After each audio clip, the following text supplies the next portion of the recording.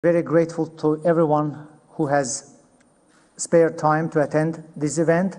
And today we will have an opportunity for our guest speakers to provide some additional information to the briefings that were held previously, some additional updates, some additional information.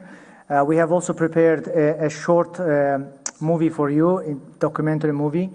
And then there will be also an opportunity for Q&A session as well. I think for me there's no need to introduce our guest speakers. They are quite well known to every one of you, but it is my duty to introduce them once again. It is Mr. Hikmət Hacıyev, Assistant to President of Azerbaijan, as well as Head of the Foreign Policy Department at the Presidential Administration. We have Mr. Elçin Emirbayev, Ambassador Elçin Emirbayev, who is Assistant to First Vice President, and we have Mr. Hüseyin Mahmudov from Ministry of Defense, Head of the International Relations Department. All of them are going to be here as speakers. Thank you very much for coming, and I think what we will do is first we will go to the documentary movie, and then we will have some speeches. Thank you.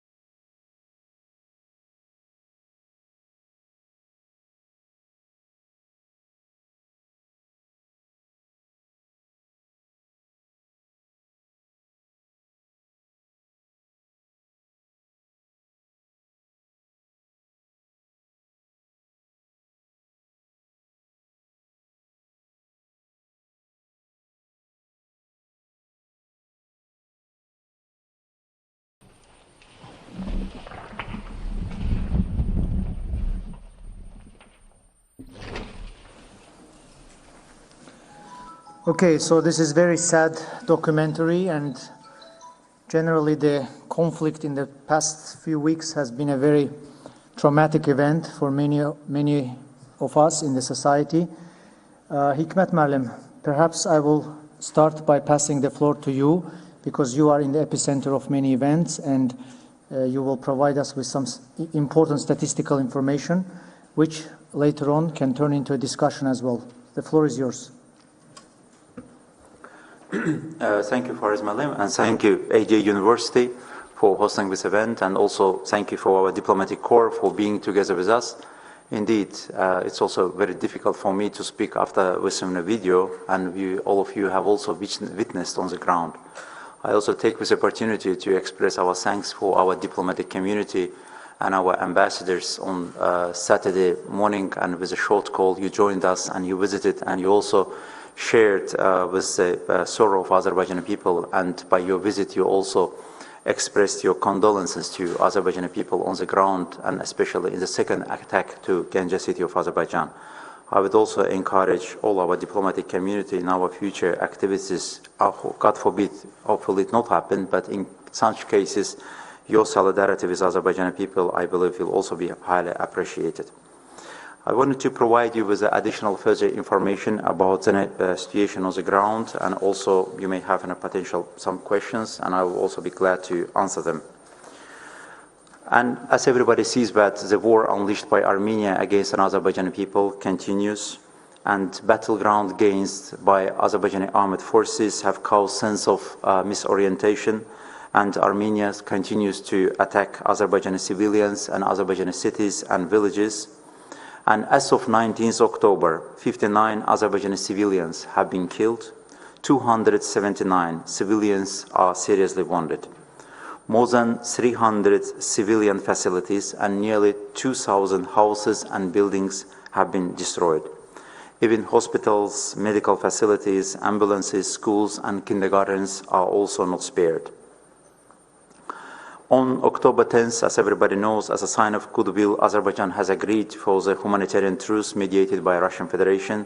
However, immediately aftermath of this agreement on 11th of October, Armenia launched a Scud missile attack from its own territory to the residential area in Ganja city of Azerbaijan.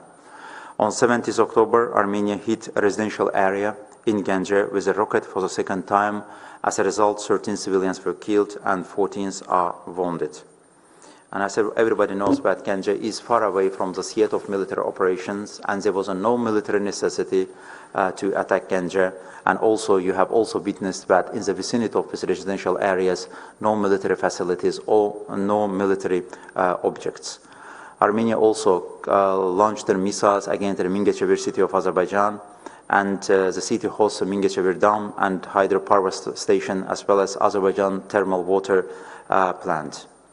Armenia also hit Azerbaijan's Khizi and Absheron regions with missiles, which are also vicinity of the capital of Azerbaijan, Baku city. These attacks, especially in Ganja, clearly demonstrates that Armenia behaves and acts in an irresponsible manner. It's impossible to talk to Armenia as a responsible state. What Armenia is doing is far away from the rules that governs interstate relations. Armenia is governed by only rules of the jungle.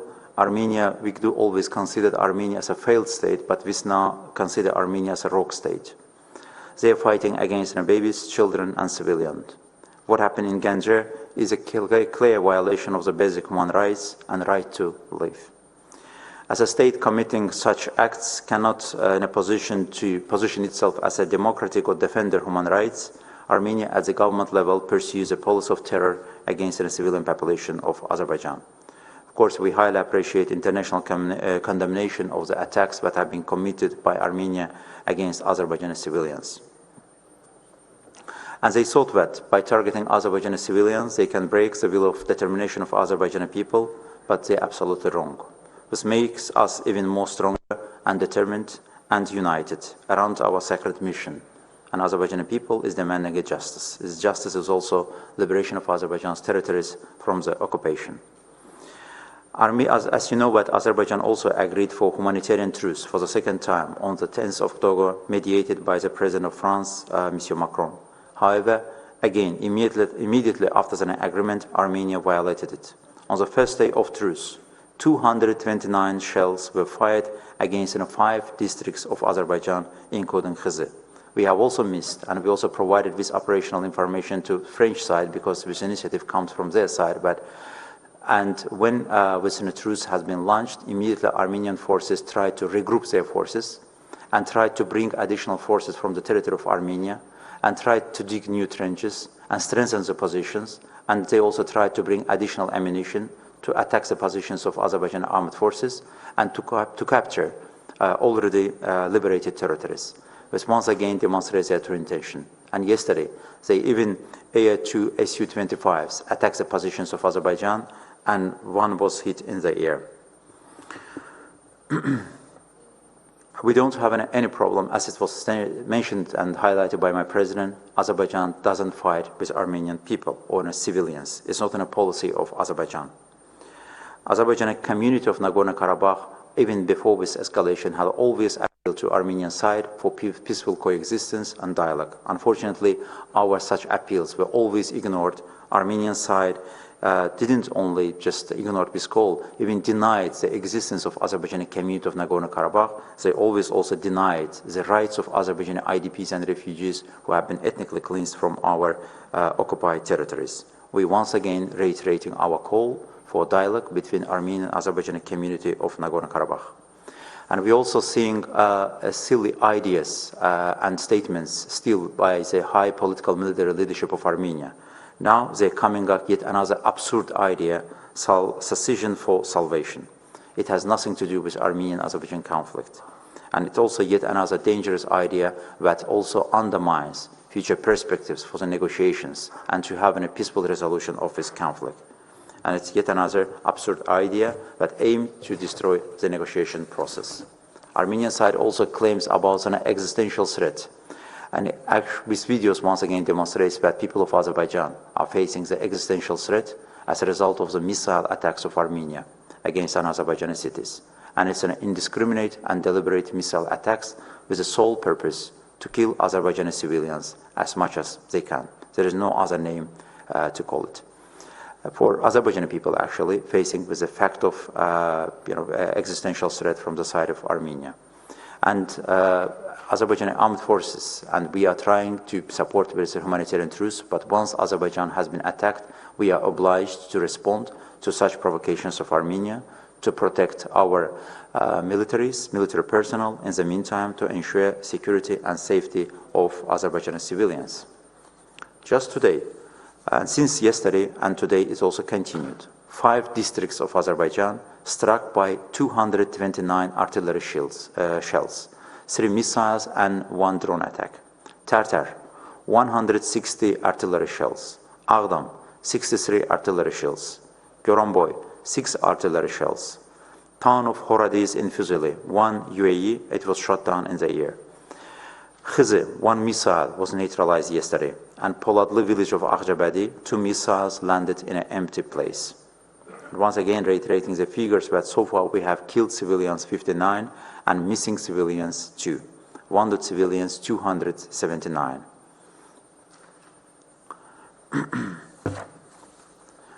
And as everybody knows very well about this continued attack of Armenia on Azerbaijani civilians since the 29th, just one interesting figure I also wanted to share with you.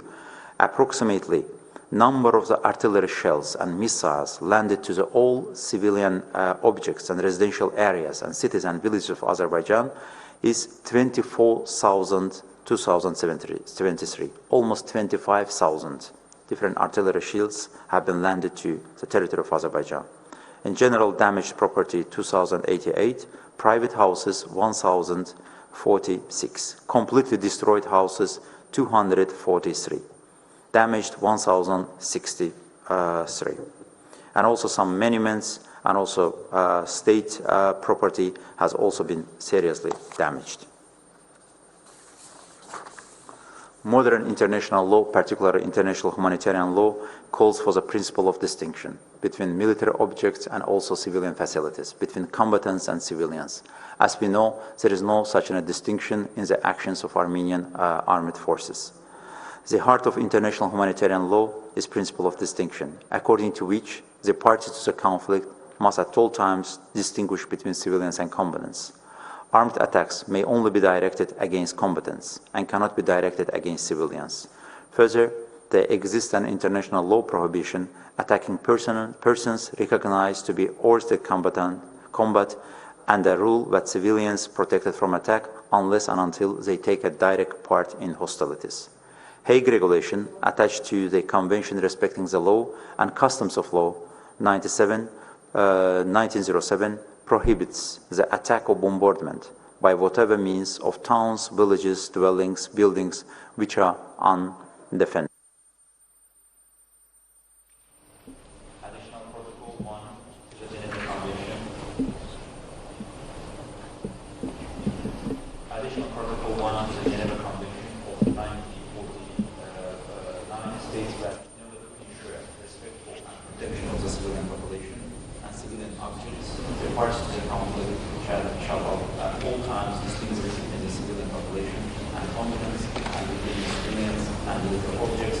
Accordingly, shall act the operations only against military objects. Even before this escalation, yes, it works.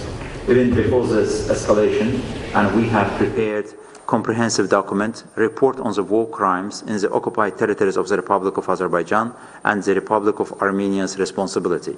It is a comprehensive legal document, but it doesn't contain the current war crimes but committed by Armenian side. And we will update this document. With this update, and we'll have a more clear picture about Armenia's war crimes and crimes against humanity, including the military crimes against Azerbaijani people. And it also has been prepared not by only Azerbaijan, by international and profound legal experts. And with the current crimes added, we can come with conclusion that Armenia bears responsibility for war crimes which has been committed as a matter of the international law of state responsibility. In other words, Armenia bears state responsibility for the crimes and war crimes it has been committed against Azerbaijani people. And current crimes, including the crimes that predating 27th of September. Such responsibility includes that of agents, officials, those for whom it must be deemed liable by virtue of direct instruction. Responsibility has also been incurred by virtue of Armenia's effective control, including direction insofar as the called Nagorno-Karabakh Republic, so-called Nagorno-Karabakh Republic, is concerned in the occupied territories of Azerbaijan. In addition, Armenia has been found responsible under Article 1 of the European Convention on Human Rights for acts and omissions within the occupied areas. Individual Armenians will bear criminal responsibility where allegations of war crimes are proven against them. And we have quite solid facts on the ground that openly the political military leadership of Armenia, including the agents in the occupied territories of Azerbaijan, are directly called and justified missile attacks against Azerbaijani cities. Yesterday, I was on the radio interview or a radio program BBC in BBC 2 or BBC 1 together with the Armenian foreign minister. He openly in the radio program justified that Armenia's attacks was a sign of revenge. And in other words, such an officials of Armenia are justifying that they have done it on a deliberate basis. But all of these facts are well recorded and will be, of course, filed against Armenia against war crimes. As a matter of fact, it has been sufficiently demonstrated that Armenia exercises sufficient effective control of the so-called Nagorno-Karabakh and other occupied areas of Azerbaijan for it to bear responsibility under international law. And so far, we have also witnessed that Armenia, by all means, tried to ignore its presence of its armed forces in the occupied territories of Azerbaijan. And current course of the military operations once again shows that it was just null and void, and Armenia directly involved in all of military operations, and Armenian armed forces are engaged against Azerbaijan, and also missile attacks are launched from the sovereign territory of Armenia against Azerbaijani civilians. And, of course, this also adds the crimes that I've already mentioned that committed by Armenia against an Azerbaijani people before 27th of September in the course of Armenia's military aggression and occupation of Azerbaijani territories, and which includes, such crimes include war crimes relating to civilian deaths or injuries, civilian property, mistreatment of detainees and prisoners of war, taking hostages, ethnic cleansing, forced displacement, and changing the character of the occupied territory, destruction of cultural heritage, and damage to natural environment. And yesterday also, as a sign of the goodwill, and Azerbaijan via ICRC appealed to Armenian side that we are ready to render some bodies of Armenian servicemen on a unilateral basis to Armenian side. Via Armenian-Azerbaijani border, especially, we have already established corridor or mechanism of exchanging bodies and prisoners of war via Tovuz region of Azerbaijan. But unfortunately, it was yet again ignored by Armenia, such a call of Azerbaijan, and they tried to give it another political color. We do consider it as a sign of goodwill in the context of the humanitarian gestures and also in line with the spirit of the Moscow Declaration and also initiative of France about the humanitarian truce. But unfortunately, it once again ignored by Armenian side. We are once again reiterating that all responsibility for such provocations and also war crimes lies on the responsibility of the Republic of Armenia, including its political and military leadership. Once again, I am thankful for our diplomatic corps for coming to this briefing, and our such briefings happens on a regular basis. We also do it for us as a responsibility to inform you from the official information channels and official Azerbaijani government perspective, because we also see that a lot of disinformation and propaganda are launched by Armenian side so that to divert the attention of the international community. And once again, I am thankful for our diplomatic community for your trip to Ganja twice together with us, and also we have taken note of the statements of some countries and international institutions condemning this act and also expressing solidarity and also expressing condolences to Azerbaijani people. Once again, thank you very much. Thank you very much. Thank you for this information. And I should say that some of the information that Hikmət Müəllim mentioned and some of the information highlighted in the documentary is very much used by young generation, students, youth, to actively spread the word in social media, to reach out to international community, to editors, different media outlets, different politicians, international organizations, and to use the channels of social media to promote Azerbaijan's voice and to pass the realities on the ground to the international community. Now I would like to pass the floor to Ambassador Elçin Amirbayev, Assistant to the First Vice President, to add into this discussion.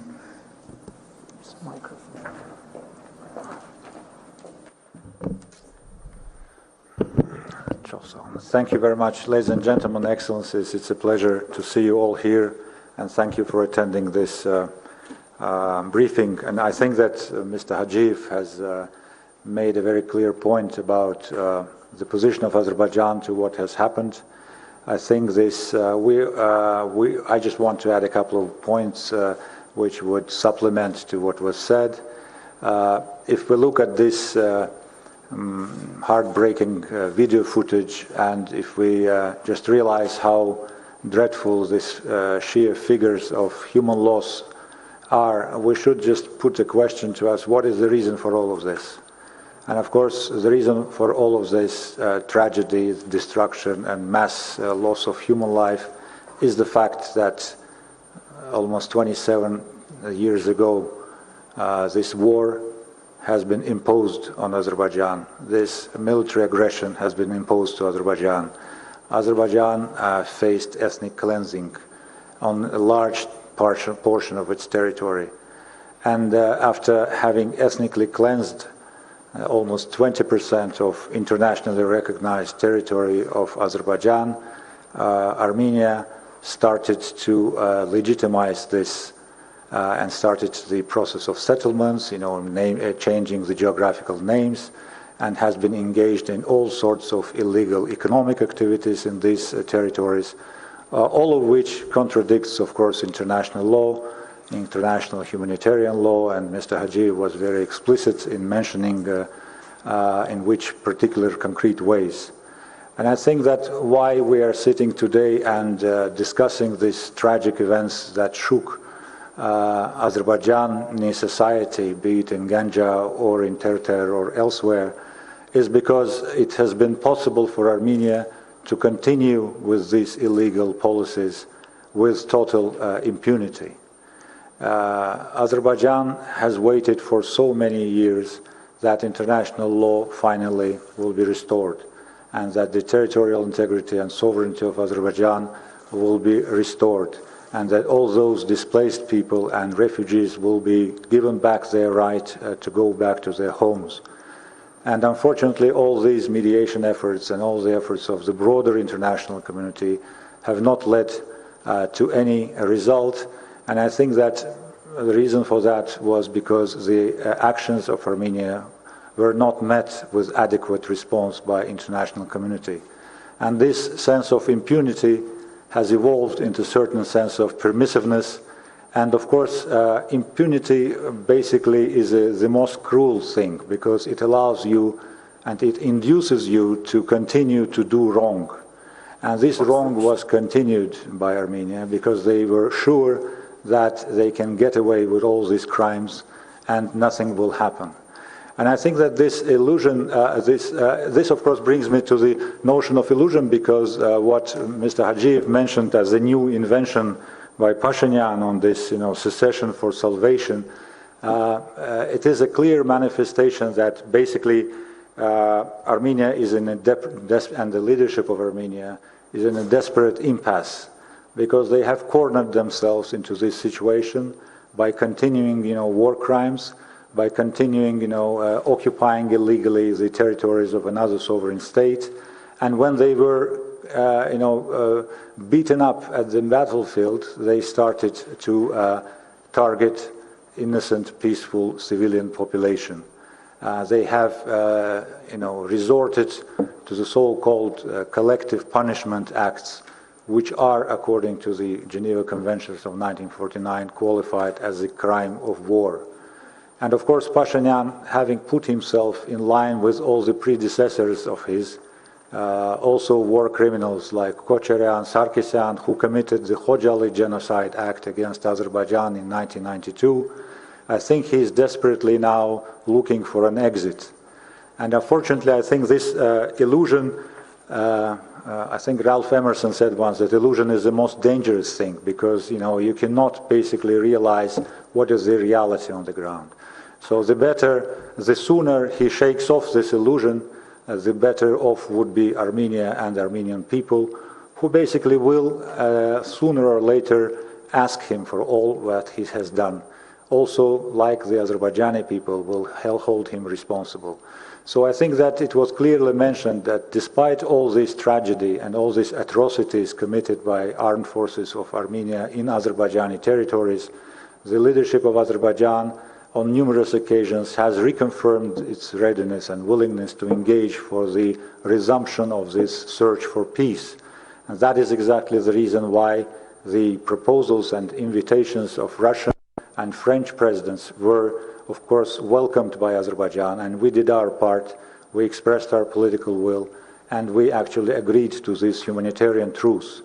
But each time this truce was violated. And I think that the reason why it was violated was because the Armenian side is not at all interested in the peaceful search. I think they are still finding themselves in this illusionary and fake situation when they think that they have certain hopes to regain the territories that didn't belong to them, but which were retaken back by Azerbaijani armed forces. So I think that now it is the time for the international community not to allow new Ganjas or new Mingachevirs, new Terters. The international community has once for all make its position clear that the aggressor, the war criminals, they need to be brought to justice, and at least they need to be stopped for the sake of peoples of Azerbaijan, but also Armenia, the broader region, for the sake of stability and security of this region of South Caucasus. And of course, I will stop this. We will certainly be glad to answer any questions you may have, but I think that General Hüseyin Mahmudov may have some concrete information about the concrete data, the factual data about the violations of the latest humanitarian truce that was negotiated with the mediation of French President and other co-chair countries of the Minsk group of the OSCE, which will prove that it is not at all the intention of Armenia to stop this war, and of course then we will be ready to entertain your questions. Thank you.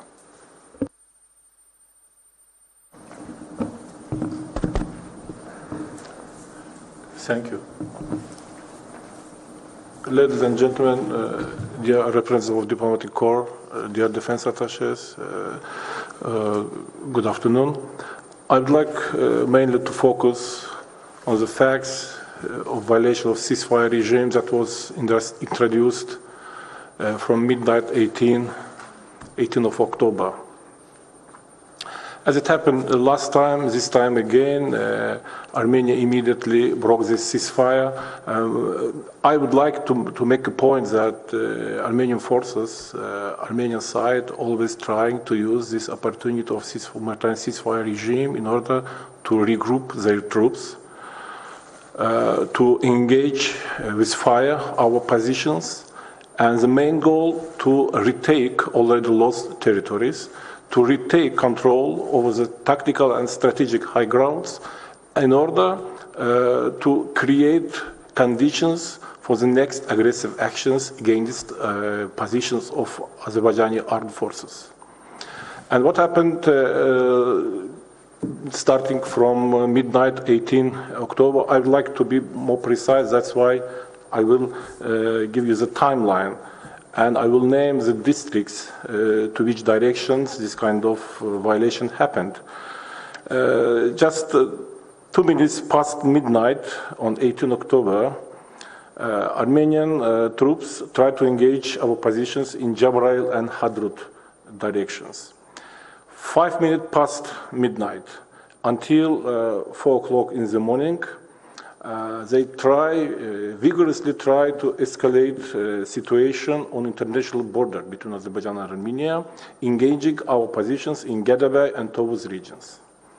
Again, from 1 o'clock until 2 o'clock in the morning, Jabrail region was under attack.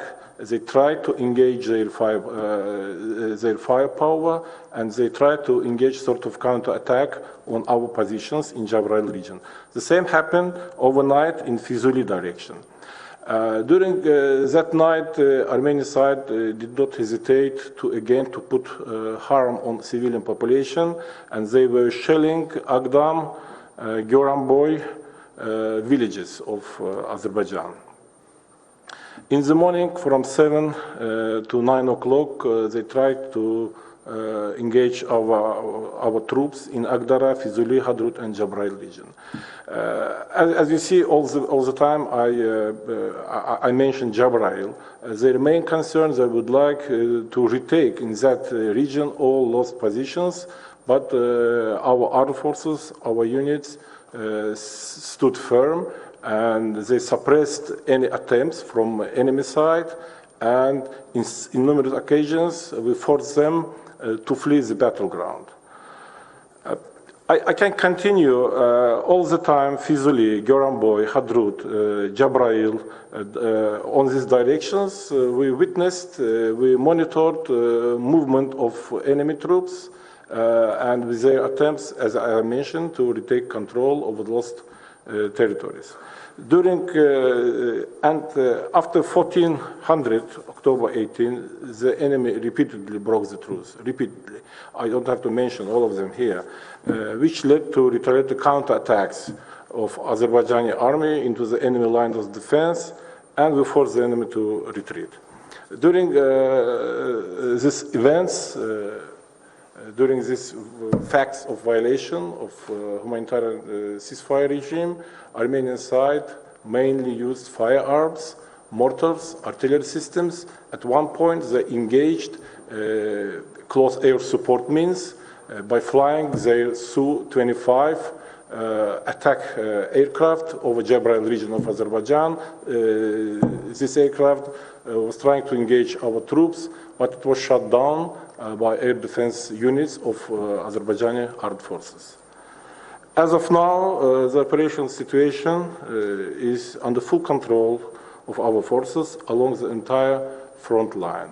I mentioned a number of facts that happened until 18 October, and after that, the number quite high, and I don't have to repeat all of them to bring to your attention all these facts. I'd like to make additional points as well. Azerbaijan has been drawing the attention of international community and its respective organizations to the blatant and deliberate violence by Armenia of all international norms and principles by deploying its military forces, by deploying its armed forces in occupied territory of Azerbaijan and engaging in massive military buildup in these territories.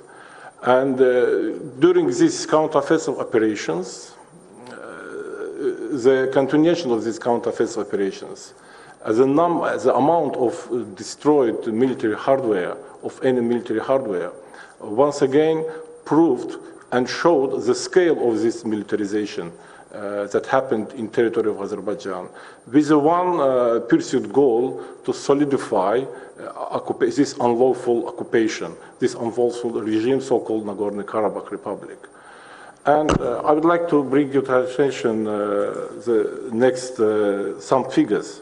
As of today, Azerbaijan army destroyed up to 300 tanks and armored vehicles, up to 460 artillery and rocket systems, more than 200 air defense systems, 36 tanks, 24 armored vehicles, 16 artillery systems, and 27 air defense systems have been captured. Just to compare, in the latest annual exchange of military information within Vienna document and CFIT treaty, Armenia declared to possess 145 tanks and 260 artillery systems only.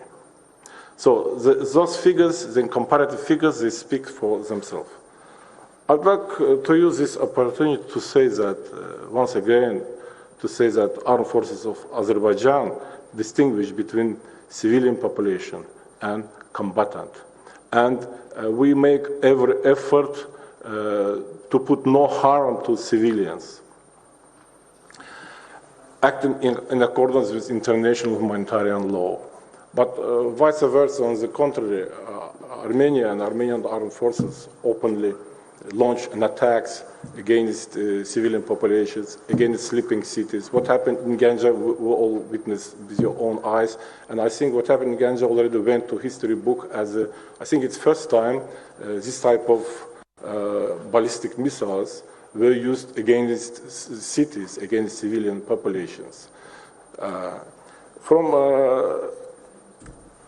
And I would like to say that while the Minister of Defense of Azerbaijan appealed on numerous occasions to the civilian population in the occupied territories to stay away from war zone, Armenian side, on the contrary, as you see, they inflict an attack on civilian population from our side. And another point I would like to make that Armenian side already introduced restriction on free movement in occupied territories, and they prohibited all male population of conscript age to leave, all citizens of Armenia that right now in the occupied territories, to leave this territory. And doing that, their intention is to use them both as a manpower and to continue aggression against Azerbaijan, and of course to use them as a human shield, putting them in harm's way. I would like to stop right here because all other points already were mentioned by previous speakers. Just wanted to add one final remark about also terror threats. And everybody knows that Minister of State Security Committee of Azerbaijan has made a statement. We have a potential risks of the terror threat by the intelligence services of Armenia. And with assumptions have been to an extent justified, and we have a certain operative information, because we also witnessed such a terror acts in the course of the Armenia-Azerbaijan conflict in the early 90s.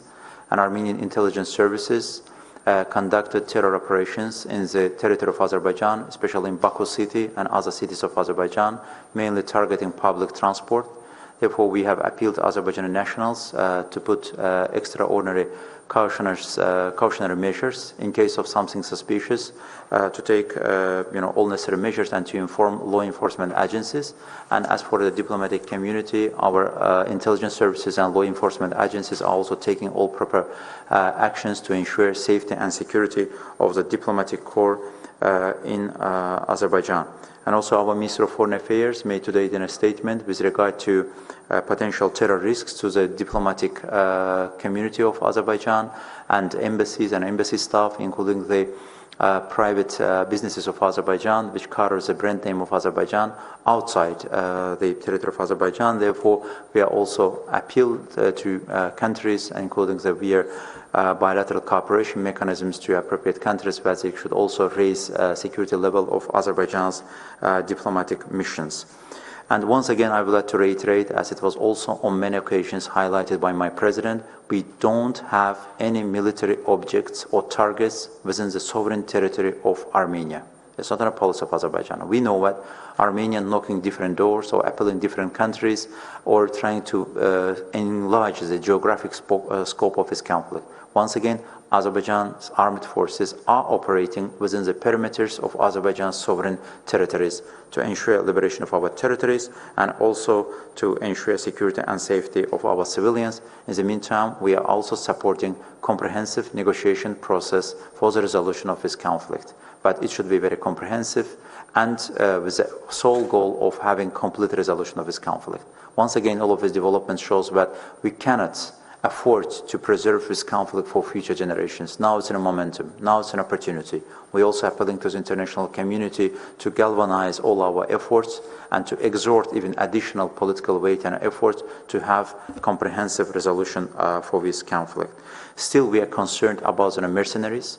But Armenia tries to bring mercenaries under the name of volunteers from different countries, and especially from the Middle East. They're bringing people of Armenian origin and some other from some other organizations, trying to bring them and also use it as a mercenaries against Azerbaijan. We also continue to be concerned about weapons delivery to Armenia. And we know it, and we also have a certain operative information that Armenian side mainly uses civilian aircraft, including the passenger aircraft. Some of the aircrafts or air companies or air carriers that are under the sanctions of the Eurocontrol and European countries. And they are, of course, providing false information to all the countries.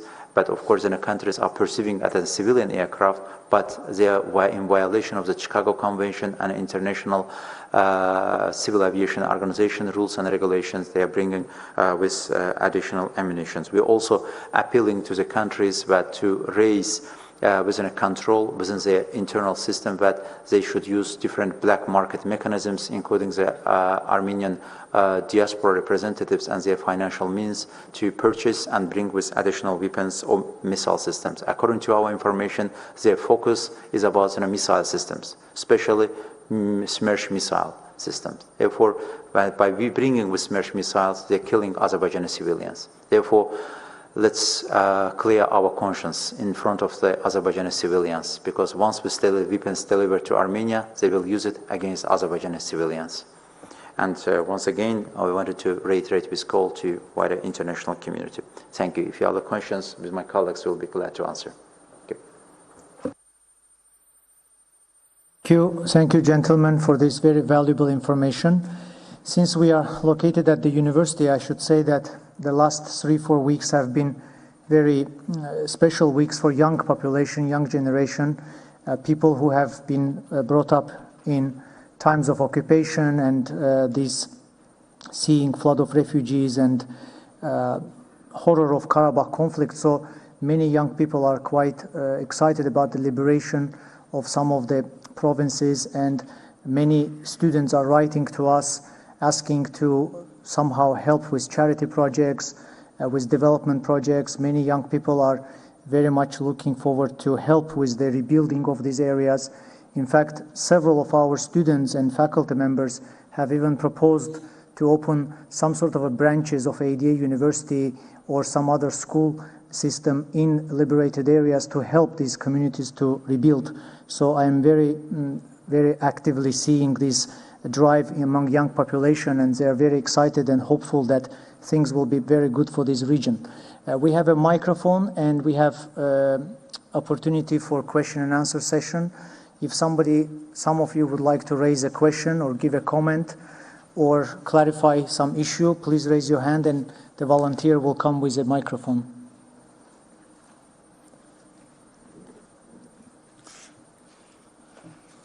Please, we have here head of the UN office in Azerbaijan, Ambassador Gulam Sakzai.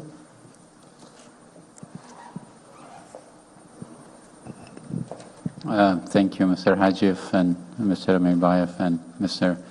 Mamadov. Well, we, as the UN, we're also concerned about the humanitarian situation close to the former line of contacts, and also, I would say, combat area. That we hear stories and news of displacement, and also that population, especially children, may be in need of support. Unfortunately, we can't do much at this point because we don't have enough information. Is there anything you can share in terms of what the government is doing? What's the status of displacement? I think that would be appreciated. Thank you. Thank you, Ambassador. And actually, when this military operation started from the Armenian side and escalating the situation, we have taken precautionary measures with regard to Azerbaijani civilian population. But our first priority was Azerbaijani civilian population living along the line of contact, especially, and we do perceive that's the most vulnerable population of Azerbaijan. But of course, we expected that they were going to attack Azerbaijani other cities potentially, but not to that extent, indeed, really. We didn't expect that they will be such crazy to use in a responsible manner Scud missiles and other such dangerous weapons against the biggest cities or densely populated areas of Azerbaijan. But of course, it wasn't expected to us because in 2016, in previous years, it's always in a case that they're attacking Azerbaijani population. It's in a number is more or less 500,000, especially densely populating line of contact area. In certain areas, we have a displacement, and we try to retreat, especially women and children, and provided public institutions and public buildings for them. And as for Azerbaijani government, Minister of Emergency Institutions and local authorities have been provided all financial and necessary means to take care of the civilians.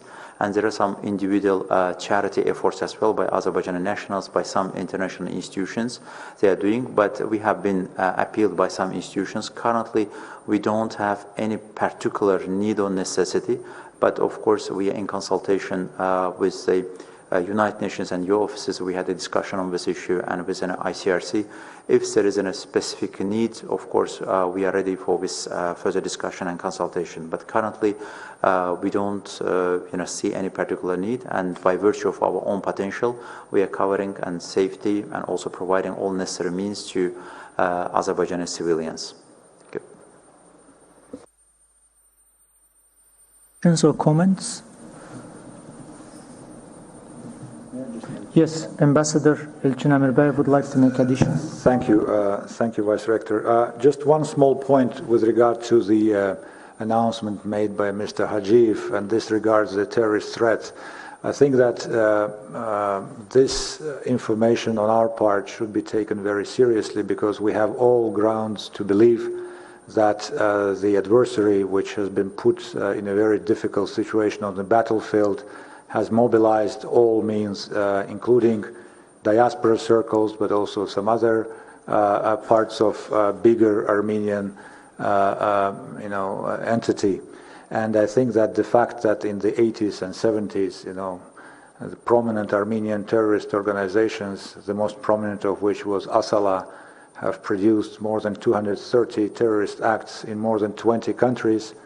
I think this threat to diplomats of Azerbaijan, and I think Turkey was also mentioned in some of these reports, should be taken very seriously. We all know 24 Turkish diplomats have become victims of this vicious Armenian terrorism. And the fact that today on the Armenian side, in the occupied territories of Azerbaijan, we have thousands of international terrorists fighting with Armenians against us, representing such entities as PKK and the Patriotic Union of Kurdistan and others. This, of course, makes this threat all more real.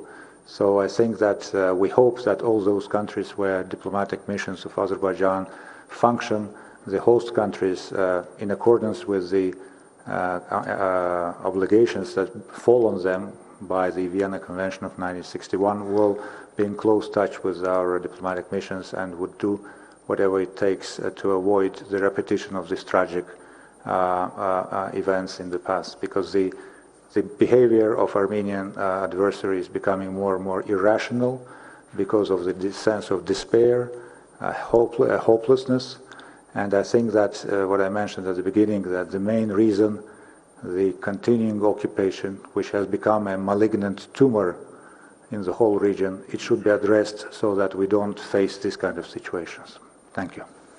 Thank you. Actually, on this note, Ambassador Amirbayev, yesterday our students have sent me 4 posts from Facebook where there were open call for killing of Azerbaijani and Turkish diplomats. These Facebook accounts are reported to the Facebook company as a message which is calling for open terror. But this is the first time I saw actually very specific messages with specific names calling for such terror acts. I can send it to you later on as an evidence. Maybe additional questions or comments? I also wanted to add one with regard to collateral damage. Because whenever we are talking with the international media, we always say that Armenian side uses it as an element of propaganda, but Azerbaijan is also using the force or artillery against Khankendi, they call it Stepanakert. Once again, I would like to reiterate that Azerbaijan is not fighting with the civilians, and Azerbaijan is not targeting any civilians in the occupied territories of Azerbaijan. And especially for Khankendi, I would like to specifically highlight this point that in Khankendi, there were 2 or 3 major rocket and artillery systems military base of Armenia. From that particular installation, they were attacking Azerbaijan's Tartar cities and other cities. And there was also huge storage of Armenia's major rockets and missiles. We were obliged, and I already told you, and we shared this piece of information, that we at Kasperchik office, we appealed to Armenian Minister of Defense personally, and asking that on the 2nd and 3rd of October, I personally, via Kasperchik, contacted him that stop attacking Azerbaijani cities. It's not let's say, it fits in the context of morality. But he declined, and even in a much harsher way, attacked Azerbaijan Tartar city. And we were obliged to take, with a precision-guided missile, to destroy that military facility. But unfortunately, they're installing with military facilities and military bases in the close proximity of the civilian areas. And this particular military base has been destroyed, and there could be, in this case, some kind of collateral damage. But once again, these are the collateral damages, and these are not intentional, and the real figures are also speaking for themselves. Look at the figures that how many civilians have been killed or wounded from Azerbaijani side, what happened on the other side. Yet another real example, Hadrut settlement have been liberated from Azerbaijani armed forces. Please look at these pictures. Almost all housings and all buildings are intact. Nothing has happened, except with the minor injuries. As regards to the Jabrail and Fizuli, sometimes it's hard for Azerbaijanis really to watch these videos. And Fizuli and Jabrail were in the prosperous regions of Azerbaijan in 1990s or 1992 before occupation. Now you see that yesterday our armed forces had a difficulty to find normal building to put Azerbaijani flag in Fizuli. It was in a region of 100,000 people before the occupation were living over there. It's a scorched earth policy. Nothing had been left. Really, we were expecting this video. It took more than 3-2 hours for our militaries to circle around with destructions or scorched explosives to find a normal building to put as a flag. And it speaks for itself. It was a scorched policy, killing the population and destroying the city. And a real example is a Hadrut. Hadrut has been liberated and all streets and all buildings are intact. Once again shows that our militaries in their actions, in counter-actions, are very specific and trying to use the force in case of the legitimate and with regard to the legitimate military targets and trying to be accurate as much as we can. Thank you. Any questions or comments, clarifications? Okay, No questions. We are thank thankful you. for our Thank you. diplomatic community for being together with us. And if we have an additional information, we will call such a meetings, and we hope that it's also useful for you, because we are appealing to your respective countries, and we should also be asking that to inform in a due manner your respective capitals. Thank you. Thank you.